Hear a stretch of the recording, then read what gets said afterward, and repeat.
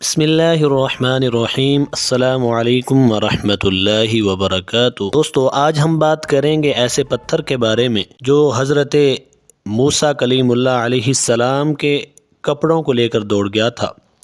اور اس پتھر کے دوڑ جانے کی وجہ کیا تھی، آئیے جانتے ہیں اس ویڈیو میں۔ دوستو، یہ پتھر 1 ہاتھ لمبا 1 ہاتھ چوڑا چوکور پتھر تھا جو ہمیشہ حضرت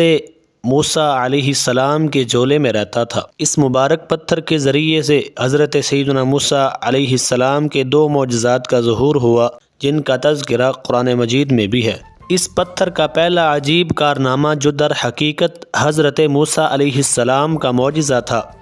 وہ اس پتھر کی دانشمندانہ لمبی دوڑ ہے۔ اس کا مفصل واقعہ یہ ہے کہ بنی اسرائیل کا یہ عام دستور تھا کہ وہ بالکل ننگے بدن ہو کر مجمع عام میں غسل کیا کرتے تھے، مگر حضرت موسیٰ علیہ السلام گو کہ اسی قوم کے ایک فرد تھے اور اسی ماحول میں پلے بڑے تھے، لیکن خداوند قدوس نے ان کو نبوت اور رسالت کی عظمت سے سرفراز فرمایا تھا، اسی لیے آپ کی عصمت و نبوت بھلا اس حیا سوز بغیرتی کو کب گوارا کر سکتی تھی۔ آپ بنی اسرائیل کی اس بے حیائی پر سخت نالاں اور انتہائی بیزار تھے،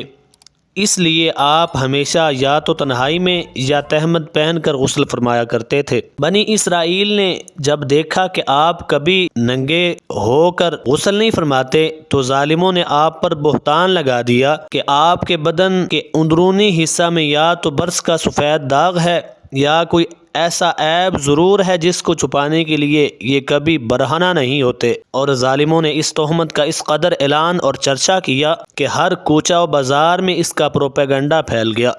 اور اس مکروہ شورش کا حضرت موسیٰ علیہ السلام کے قلب نازک پر بڑا صدمہ اور رنج گزرا اور آپ بڑی اذیت میں پڑ گئے۔ تو اللہ تعالیٰ اپنے کلیم کے رنج و غم کو بھلا کب گوارا فرماتا، اور اپنے ایک برگزیدہ رسول پر ایک عیب کی تہمت بھلا خلاق عالم کو کب اور کیوں کر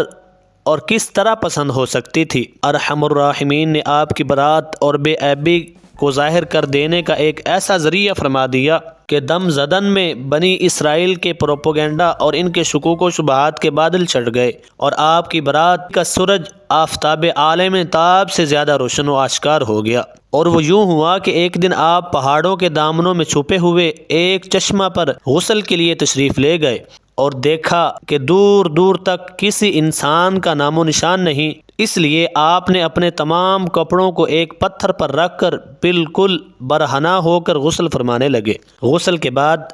جب آپ لباس پہن کر پتھر کے پاس پہنچے تو کیا دیکھا کہ وہ پتھر آپ کے کپڑوں کو لیے ہوئے سرپٹ بھاگا چلا جا رہا ہے۔ یہ دیکھ کر حضرت موسیٰ علیہ السلام بھی اس پتھر کے پیچھے دوڑنے لگے اور فرمانے لگے، اے پتھر میرے کپڑے، مگر یہ پتھر برابر بھاگتا رہا، یہاں تک کہ شہر کی بڑی بڑی سڑکوں سے گزرتا ہوا گلی کوچوں میں پہنچ گیا، اور آپ بھی برہنہ بدن ہونے کی حالت میں برابر پتھر کے پیچھے دوڑتے چلے گئے۔ اسی طرح بنی اسرائیل کے ہر چھوٹے بڑے نے اپنی آنکھوں سے دیکھ لیا کہ سر سے پاؤں تک آپ کے مقدس بدن میں کہیں بھی کوئی عیب نہیں ہے، بلکہ آپ کے جسم اقدس کا ہر حصہ حسن و جمال میں اس قدر نقطہ کمال کو پہنچا ہوا ہے کہ عام انسانوں میں اس کی مثال تقریباً محال ہے۔ چنانچہ